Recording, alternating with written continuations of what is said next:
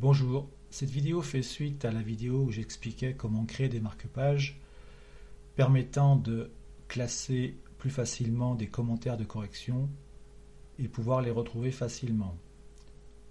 Dans ce fichier correspondant à un seul devoir, vous voyez qu'il y a 24 pages. La première correspond aux notions, à toutes les notions contenues dans le devoir, et les autres correspondent à chaque page correspond à une question. Pour chaque question, il y a plusieurs commentaires possibles pour lesquels j'ai choisi différentes rubriques qui sont souvent les mêmes. Imprécis, énoncé, dans le cas des hors-sujets, incomplet. Toutes ces rubriques, tous ces domaines peuvent être personnalisés, modifiés comme on veut. Donc je ne reviens pas là-dessus, mais je vais montrer dans cette vidéo comment hiérarchiser les marque-pages. Ici, je vois que j'ai quand même pas mal de questions. Au total, il y a donc 23 questions, puisque la première page ne concerne pas une question. Et on voit que la dernière question n'apparaît pas dans la partie gauche. Alors, pour grouper des marque-pages, tout d'abord, je peux créer un nouveau marque-page. Ça permet comme ça de revoir comment on fait. Je le mets au même endroit que la première question de l'exercice 1, puisque je suis sur cette page-là. Vous voyez qu'il ne se place pas forcément au bon endroit, donc je vais le placer un peu plus haut, je vais le déplacer. Voilà, donc ça correspondra au début de l'exercice 1. Et maintenant, toutes les questions qui concernent l'exercice 1, il y en a un bon paquet dans ce devoir, je vais pouvoir les grouper, les sélectionner ensemble. Alors comment je fais ça ? C'est que je sélectionne le premier marque-page en faisant un clic gauche. Ensuite, j'appuie sur la touche Maj et je clique sur la dernière question de l'exercice. Je peux relâcher.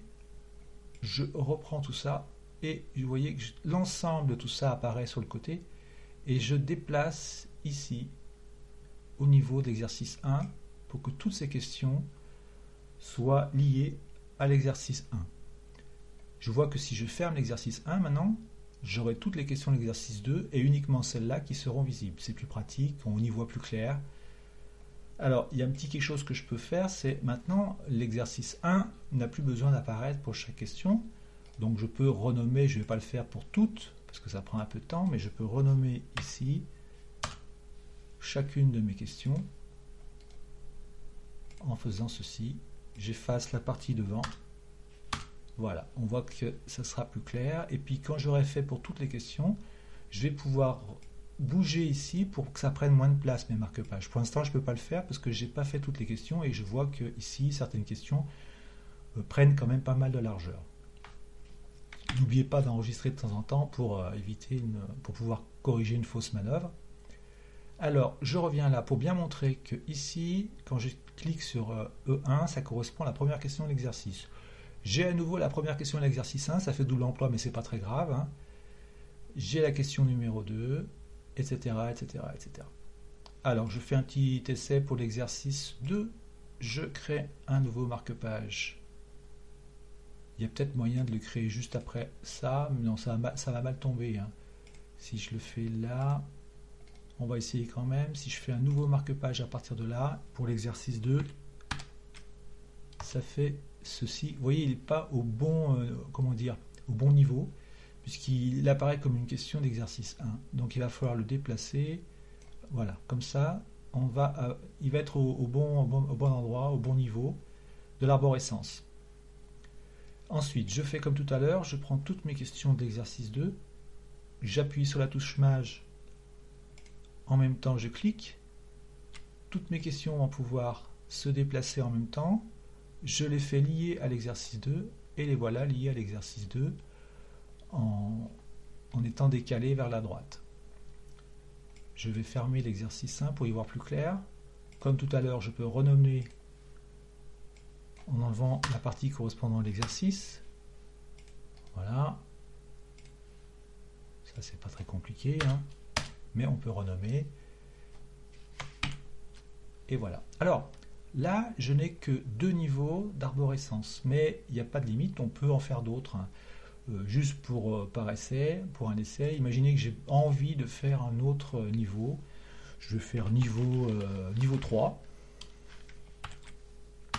Voilà, je crée un niveau 3 et je veux que ces questions-là se retrouvent dans le niveau 3.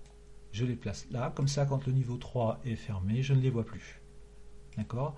Donc j'ai bien 3 niveaux d'arborescence. Le premier niveau correspond à E2, le deuxième niveau correspond aux questions qui sont là, et le troisième niveau correspond aux questions qui sont là, que je peux fermer de façon indépendante, enfin plus ou moins indépendante, puisque si je ferme le niveau général, évidemment les questions d'après n'apparaissent plus. Je peux revenir en arrière si je veux, si je veux reprendre mes questions et retrouver l'état initial. Alors je pourrais faire retour arrière, je pense que ça peut marcher. Reste à le trouver parce que là je ne l'ai pas fait afficher. On va le faire autrement, on va essayer. Excusez-moi, je m'y suis mal pris. Alors je recommence, je sélectionne mes 4 questions et j'essaie de les remettre comme des niveaux de l'exercice 2. Voilà, je peux effacer mon niveau 3 qui ne correspond plus à rien ou qui n'est plus nécessaire.